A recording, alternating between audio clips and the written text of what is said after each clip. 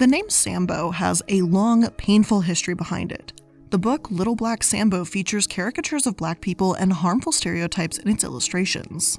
So when two business owners decided to use the name for their restaurant, it didn't go over so well. Many believe that the restaurant's racist history eventually shut them down, but did it? Far more went on behind the scenes at Sambo's, illegal kickbacks, pyramid schemes, all of it making Sambo's a perfect storm of litigation when they finally closed. Today, we're going to untangle Sambo's controversy and uncover what made them shut their doors of over 1,000 restaurant locations. Hello everyone, and welcome to another episode of Prism of the Past. We're going to discuss the divisive history of Sambo's restaurant and the racial stereotypes that it perpetuated throughout the late 1950s and into the early 1980s. As a brief content warning, we will be talking about racism and harmful stereotypes, so if that's not something that you're in the headspace to hear right now, then that's your heads up that this is not the topic for you. With that being said, let's get into it.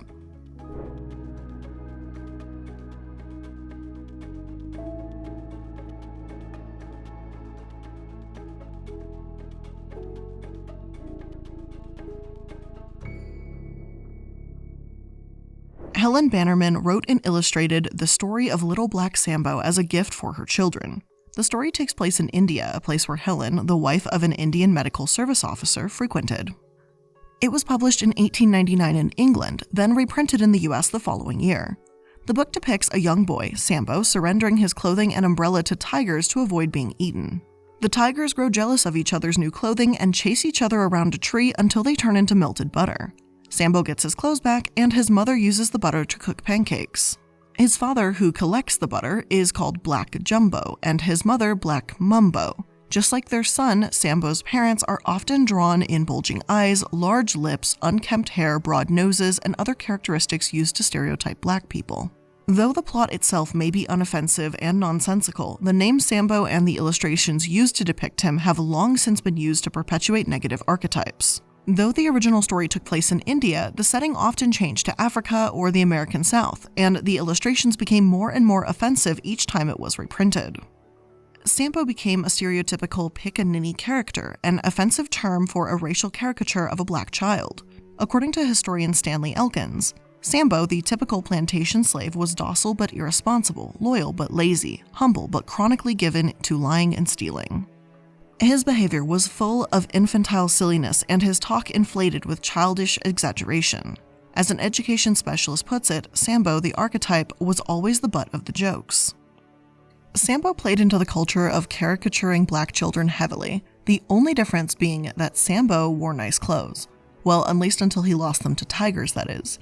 The first well-known caricatured child was known as Topsy, a poorly dressed, disreputable, and neglected slave girl featured in Uncle Tom's Cabin. She was seen as corrupted by slavery, and when asked how she was made, Topsy says she doesn't know who God or her mother is, and answers, quote, "I suspect I growed, don't think nobody never made me." Regardless of the intentions behind Uncle Tom's Cabin, Topsy's sloppy physical appearance and poor language skills became comic props. Even within the book, Topsy is described as heathenish and woolly braided hair sticking out in all directions and an odd goblin-like appearance. Like Uncle Tom's Cabin, the story of Little Black Sambo has been analyzed at length over the years, with some sources arguing that it played into the sexualization of young black characters at the time. Exposed genitalia and buttocks were disturbingly common. Robin Bernstein, in his book Racial Innocence, wrote that black girls were depicted as, quote, "antebellum black girls, like black women, were assumed to be ineligible for sexual purity. The sale of enslaved prepubescent girls calculated their sexuality, or, at the very least, their anticipated fertility into their pricing." In one 1938 version of the book, Sambo was intentionally feminized by the standards of that time, given rosy cheeks, wide eyes, and pouty lips, appearing gender indeterminate. The tactic was used to render black boys and men non-threatening. The book Racial Innocence also states that the unrestrained violence against black children was especially common. Whether it was advertisements, stage plays, or film, African American children were beaten, scalded, attacked by animals, neglected, and even dismembered. As Bernstein states, the libel that black youth cannot feel pain appears with horrifying vividness in Booth Tarkington's Penrod, which was the 7th best-selling novel of 1914. Though the protagonist was a white boy, the other two characters in the novel, Herman and Vermin, are characterized black children. Not only is portraying black children as unable to feel pain a lie, but it desensitizes white readers to African American pain too. While Sambo is usually a child, in the 1908 version, he was depicted as a menacing and grotesque adult. In this version of the story, Sambo was an aggressive young man with a primitive nature.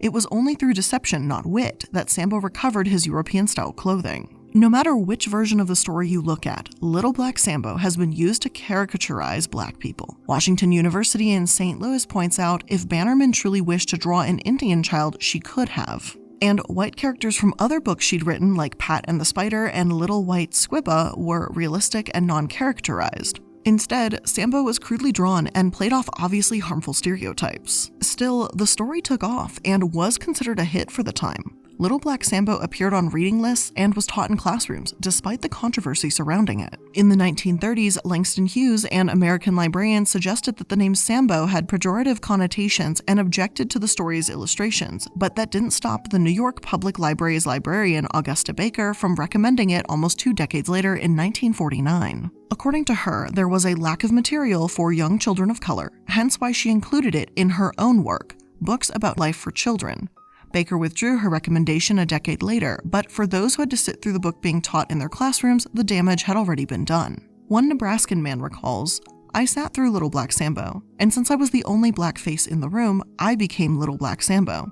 If my parents had taught me bad names to call the little cracker kids, and I use that term on purpose to try and get a message across to you, you don't like it. Well, how do you think we feel when an adult is going to take our child and that adult gives these little white kids bad names to call him?" Another man in Canada, Daniel Braithwaite, recalled having white children grab his neck and rub their hands in his hair, saying, "Hello de Sambo," when he was young. The story of Little Black Sambo took on new forms, becoming a short animated film in 1935. When the film was later shown at a school fundraiser in 1955, Braithwaite's son, Paul, began facing similar taunts. Braithwaite sent a letter to the Toronto Board of Education objecting to the movie and book being present in schools. The board questioned whether or not it should be banned.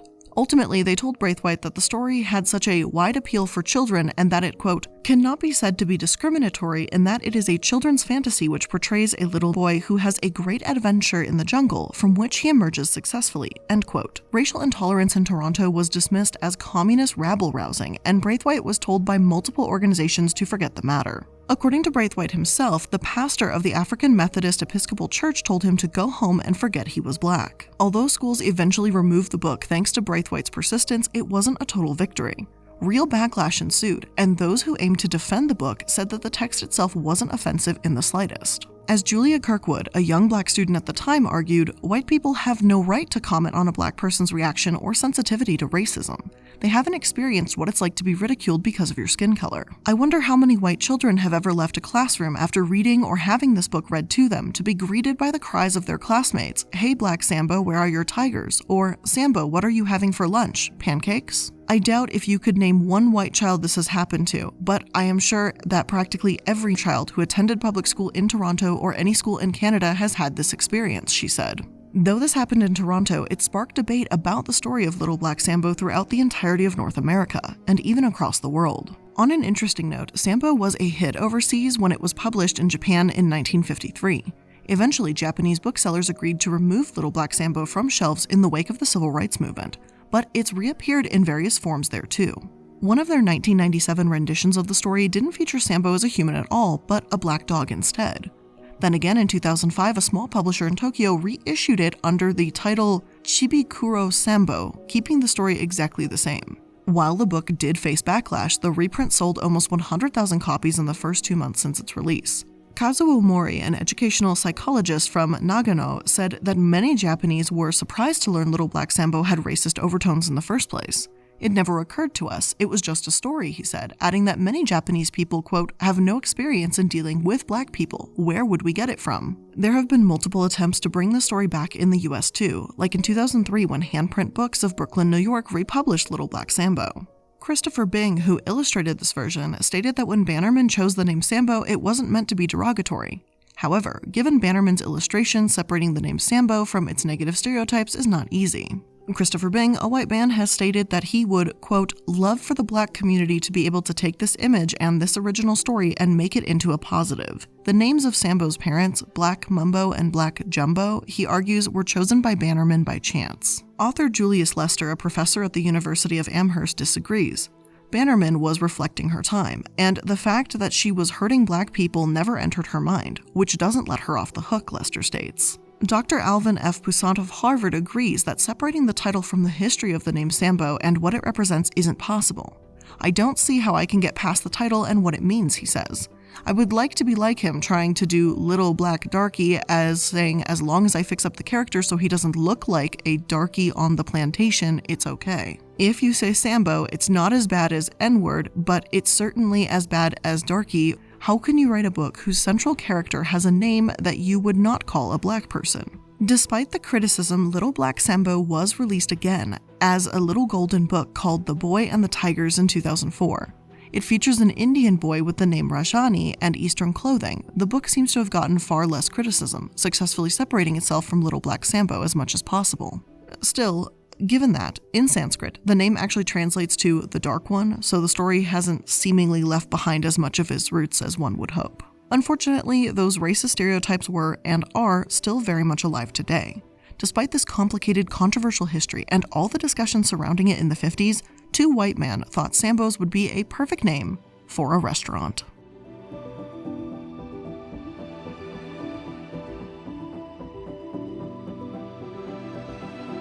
Sam Battistone Sr. and Newell Bonnet wanted a catchy, familiar name for their Santa Barbara restaurant in 1957. They combined the first three letters of Battistone's first name, Sam, with the first two letters of Newell's last name, Bo, to create Sambo. Sambo's offered 21 different pancake varieties and cheap, bottomless cups of coffee to attract customers. They were busy within no time at all and created a bright, warm atmosphere for the restaurant, right on the ocean, adorning the walls and paintings from the story. Sambo's denied naming the restaurant after Little Black Sambo's character in public forums, but they opened in towns that seemed to embrace racist messaging. For example, Sambo's opened in Medford, Eugene, and Salem, Oregon, as well as Eureka, California, all of which were sundown towns.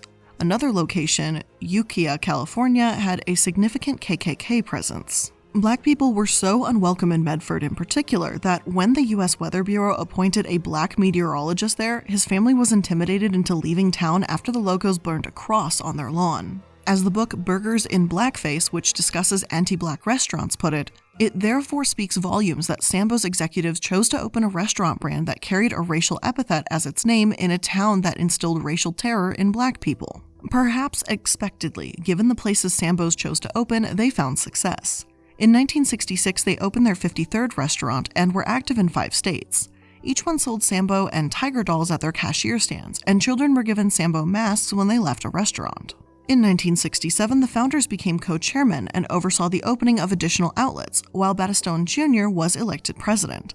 As they continued to grow and expand, Sambo's made newspaper announcements insisting that their name was a contraction of the founders' names, despite never having made those announcements in their early years. Controversies and questions about their namesake continued, but Sambo's had supporters too. Russell Kirk, a commentator in the Los Angeles Times, called the pushback against Little Black Sambo's story censorship and argued that, quote, the story of triumph was likely to persuade white children to like black children. In 1975 alone, Sambo's opened 125 new restaurants, even though civil rights leaders and town councils were objecting to the name more and more frequently. In 1977, Reston, Virginia called for a name change, and Sam Battistone Jr. responded by stating there was no ground for changing it. The vice president and general counsel of Sambo's, Bruce Anticone, also added, we've operated these family restaurants for 20 years on a 24-hour basis, and it's been Sambo's the whole 20 years. The name has been accepted across the country. If the name had been accepted by everyone across the country, then multiple towns wouldn't have been requesting name changes, but I digress. Bruce insisted that they had 850 restaurants across the country, and 845 of them were under the name Sambo's. A few took on names like No Place Like Sam's and Jolly Tiger, but they wanted to keep their legal name to be Sambo's. In 1978, one spokesman for the company, David Severson, claimed, quote, we are aware that some blacks find our name insensitive, but we have a legal right to retain the name and plan to do so, end quote. Sambo's didn't just attract customers though, but investors too. In 1969, the same year that they served enough coffee each day to float a 45-foot yacht, Sambo's made a public stock offering. Around this time, their name finally began catching up with them, and new towns where they intended to open wanted explanations. It might seem like stubbornness was guaranteed to get them in trouble, but when Sambo's began to falter on Wall Street, it wasn't because of their name. The Securities and Exchange Commission began investigating Sambo's in 1977 because of a questionable incentive program the company had set up for their managers known as Fraction of the Action. Under this program, managers received salaries of over $9,000 per year and paid $20,000 for a 20% share of their profits. They could also buy shares in other restaurants, making it possible for some managers to earn quite a bit of money through profit alone. That is, so long as the chain was always expanding. Now, if this sounds familiar to you, it should, as Sambo's was running this program like a pyramid scheme. Corporate treated the $20,000 payment as income rather than a deposit, and it was the abrupt end of the program that market analysis saw of their fatal error. Managers had no reason to work long hours without days off because they had no stake in the company anymore. Sambo's had to buy back their shares, straining their liquidity, and shareholders began revolting. One former manager, Charles P. Catton from Portland, Oregon, sued Sambo's for the fraudulent pyramid scheme program and won. He was awarded $925,000 in damages. Sambo's settled at least 10 more cases out of court too. By 1979, Sam Battistone Jr. was replaced as president and CEO, and the company was hemorrhaging money due to all the litigation. One New York Times article stated that all their earnings fell from $6.8 million to just $3.1, a loss of more than 50%. The fraction of the action program may have been what started their money troubles, but it was their battles within the court of public opinion that seemed to keep them from making a comeback. Sambo's biographer framed it this way as, quote, "As if it didn't have enough troubles, Sambo's name in New England and some Midwestern states were repeatedly challenged now by NAACP, civil rights groups, and indignant consumers. Suddenly people were saying that Sambo's, once hailed as a great name, was a poor choice. Groups decided they didn't like the connotation of the name from the children's story Little Black Sambo. Never mind that Sambo's hired a much higher percentage of blacks than other companies and restaurant firms. Never mind that the name was derived from a combination of the two founders, Sam Sr. and Bonnet. Sambo's was automatically guilty of discrimination in the minds of many under the thinking of that era." End quote. Again, I feel it necessary to point out that no, Sambo's was not always hailed as a great name, and the NAACP protested their restaurant as early as 1961, only 4 years after the very first Sambo's opened. Implying that black people and activists just suddenly started hating this restaurant is inaccurate at best. Still, Sambo's held their ground. In Reading, a suburb northeast of Boston, Sambo's was denied a victualer's license due to their offensive name.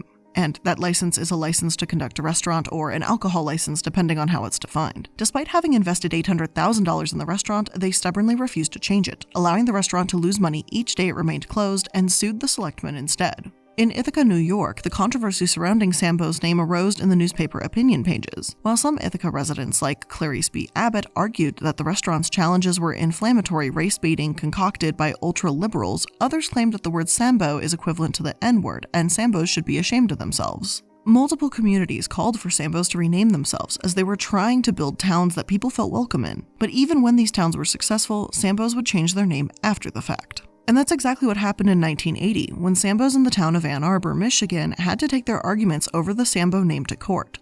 When the restaurant opened there in 1971, they agreed to do business as Jolly Tiger instead. However, years later, they requested a permit to become Sambo's instead. The permits were initially granted, but revoked once Sambo's signs were erected, citing the previous agreement. Sambo's refused to take the signs down. Ann Arbor threatened to sue, and Sambo's beat them to it and filed suit seeking declaratory and injunctive relief for violations of its constitutional rights. The judge did rule in favor of Sambo's, but things were trickier in appeals court when it was pointed out that the Supreme Court didn't grant commercial speech protection until 1976, after the restaurant opened in Ann Arbor. Technically, since Sambo's name was a valuable property interest, they were allowed to keep it, and since the city didn't provide any evidence about the harm Sambo's had done to the community, the court ruled in favor of Sambo's restaurant. In other states, things played out quite differently. In March 1981, a state agency required Sambo's to change the name of 4 locations in Rhode Island on the grounds of racial discrimination. The Human Rights Commission found that in a survey of 238 people, 89% of whom were black, 214 said they wouldn't patronize Sambo's because of the name. The survey didn't specify if the 24 people that would attend were white or black. Around the time Sambo's changed almost 20% of the restaurants in Massachusetts, Connecticut, and New Hampshire to No Place Like Sam's, claiming it was to draw attention to a new menu, not because of the lawsuits. Though this was relatively minor, it's also worth noting that around the time, in 1981, Sambo's had to take down one of their television commercials because it infringed on a copyrighted Dr. Pepper advertising campaign. The ad showed elderly dancers singing, featuring the line, "Special prices, don't you want to be a senior too?" which a judge ruled was copying the 1980 Dr. Pepper campaign that read, "Dr. Pepper, wouldn't you like to be a pepper too?" As minor as it may have been compared to the other courtroom battles, to say that Sambo's was buried in legal battles would be an understatement.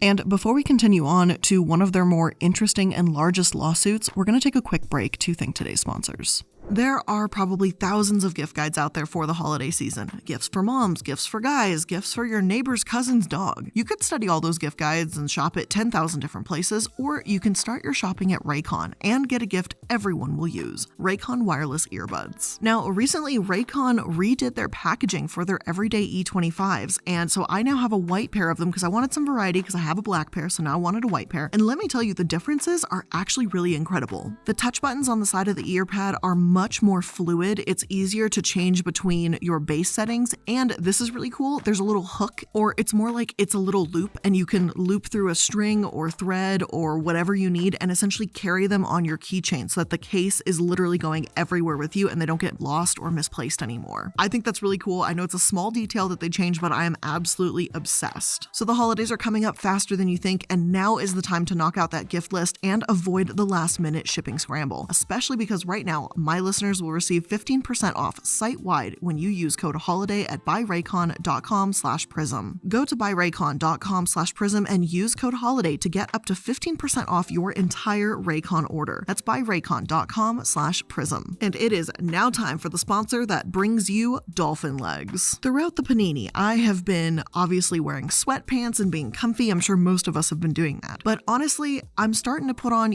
some of the cute mini skirts and do the tights and the boots and, try and look a little fashionable for the season. And I'm making sure that my dolphin legs underneath stay perfectly dolphin-y smooth so that I don't have my weird little fucking ass leg hairs popping up through the tights and making it look like I am a Chewbacca underneath, which it's not fitting the vibe, honestly, right? I'm trying to wear a little beret, a beret and Chewbacca legs, they might go together, but they also might not, and I don't want to find out. I don't want to be the test subject. So in comes the Athena kit. With their razor kit, it's $9 and it comes with 2 blade heads, a magnetic hook for shower storage, and your choice of handle color. I have the pink one right now, love it. And by the way, for that magnetic hook, it's really like this little circle. It's got a little 3M sticker on the back, and you just stick it there, and your shaver is magnetic, and it just mounts itself to that. It is super easy. So show your skin you care with Athena Club Razor Kit. Sign up today and you'll get 20% off your first order. Just go to athenaclub.com and use code PRISM. That's athenaclub.com with promo code PRISM for 20% off. Get yourself some dolphin legs this holiday season.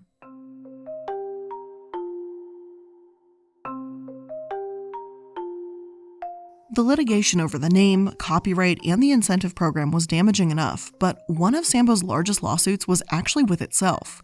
Former company executives were sued by Sambo's for mail and wire fraud, as well as falsifying cattle sales records involving a kickback scheme. A kickback scheme is, as Investopedia puts it, an illegal payment intended as compensation for preferential treatment or any other type of improper services received. Although the Santa Cruz Centennial didn't get into the details during their 1981 reporting on the case, they laid out the financial situation, and it looked grim. At their absolute peak, before any shutdowns began, Sambo's operated 1,114 restaurants in 47 states. In 1979, they reported losses of $77.8 million in 1980, $11.6 million, and in the first 3 quarters of 1981, $29 million. In October 1981, they failed to pay the first installment on a $100 million restructured loan, and as VP Arthur Dowd put it, they were giving serious consideration to declaring bankruptcy. In that month alone, in November 1981, 447 of their 1,114 restaurants were closed, and soon after, Denny's, another popular restaurant chain, began buying up their stores. The ironic thing in all of this is that Denny's themselves also had a history of racial discrimination. Back in the 1990s, they faced class action lawsuits for their abysmal treatment of black customers. Their first discrimination suit was in 1999, when 17-year-old African-American Christina Ridgway and her classmates went to a Denny's in San Jose. She was asked to pay a cover charge, and her Caucasian classmates were served first. Ridgway later told the New York Times, "I was very upset. Both my parents are from the South, and they had to grow up with this kind of thing, and they would always tell me that I wouldn't have to deal with stuff like this." Then, in 1993, another Denny's refused to serve a group of young African-American students unless they paid in advance. In 1994, Asian-American students at Syracuse University faced similar discrimination. They complained to their waitress when white customers were served ahead of them, only to be escorted out. Horrifyingly, a mob of white customers were outside the restaurant waiting for them to beat and insult the students. The New York Times published a story in 1994 remarking that even a black federal judge had been treated horribly at a Denny's in California. He and his wife had to wait over an hour while white teenagers taunted them and called them the N-word. Hell, President Clinton's black Secret Service agents were refused a table in another case, though their white colleagues were seated and served. There aren't just hundreds of cases like this, but thousands. Not only was this a pattern of behavior, but a disgusting mindset within the company itself. We believe that there was, at the company, an attitude that went into the management level, but we don't know exactly how high, said John Relman, a lawyer for the Washington Lawyers Committee for Civil Rights. This attitude at the company, at the management level and working its way down, had the effect of causing discriminatory attitudes going down to the lowest levels of the company. Flagstar, Denny's parent company, had to pay a total of over $50 million to settle the suits. Considering they had revenues of $1.53 billion in 1993, it clearly didn't hurt them much. Unfortunately, Jerome Richardson, the chief executive and chairman of Flagstar, chalked these lawsuits up to negative restaurant experiences. We serve 1 million customers a day. It would be naive on my part to say that customers are always satisfied, he states. A year after the lawsuits were settled, Jerome Richardson stepped down and Denny's cracked down on discrimination at their restaurants. Sambo's and Denny's certainly aren't the only two restaurants guilty of this. Two establishments called Coon Chicken Inn and Mammy's Cupboard also operated in the mid-1950s and are featured within the Burgers and Blackface book. It's upsetting to think that some of the same restaurants that were once Sambo's later became Denny's, only to potentially carry on the practice of discrimination in other forms. As for Sambo's, by 1984, the original Sambo's in Santa Barbara was the only one that remained.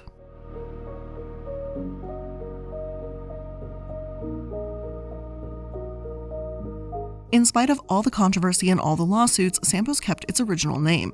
Chad Stevens, Battistone's grandson, took over the ownership and management, and in 1998 even announced plans to make Sambo's a chain again. Historian Robin Kelly argued against this, saying that Sambo's will always be linked to a caricature of black men. Stevens dismissed the concerns about the Sambo name and said that the 60s and 70s was a very sensitive time and, quote, "If we get complaints about the name in the future, that's something we'll think about and deal with."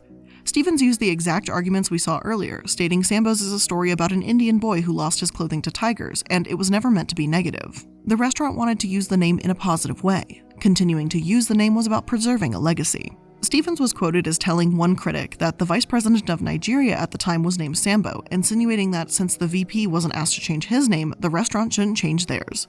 He also claimed the word Sambo is a type of wrestling based on judo. However, in 2020, Chad Stevens changed his tune. A petition with nearly 3,000 signatures called for a name change, and this time, Chad was more responsive. On June 4th, Chad claimed, "Our family has looked into our hearts and realized that we must be sensitive when others whom we respect make a strong appeal. So today we stand in solidarity with those seeking change and doing our part as best we can." Chad said no one had ever come to him before with open dialogue about the problematic name, and stated that he had faced death threats and property damage to the restaurant. Though Chad didn't seem open to dialogue decades earlier when presented with one, at least the name is finally gone for good. Sambo's restaurant is now known as Chad's Cafe, and they remain open in Santa Barbara to this day. While we can't know for sure how the name Sambo's was chosen, throughout the restaurant's early years, it profited off racial caricatures. It's important to remember the long and painful history of Sambo's for what it was. Not as a, quote, sensitive time, but nearly 3 decades, entire black people had to contend with the existence of a hugely successful restaurant chain that unapologetically depicted them in harmful ways. So, with that being said, thank you for tuning in to today's episode. I hope you learned something new today, and if you did, make sure to like, comment, subscribe, and ring that bell to make sure that you never miss another episode. And if you're so inclined, make sure to check out my Patreon as well. We have bonus episodes, a bunch of other goodies, treats, previews, all sorts of fun stuff is over there. And if you want to hear my content on the go, make sure to check out these episodes in podcast form. They're available on Spotify, Apple, wherever you listen to podcasts. It is most likely there. Links, of course, will be in the description in my Linktree link. So thank you so much for tuning into today's episode. I hope you learned something new, and I'll see you in the next one. Bye!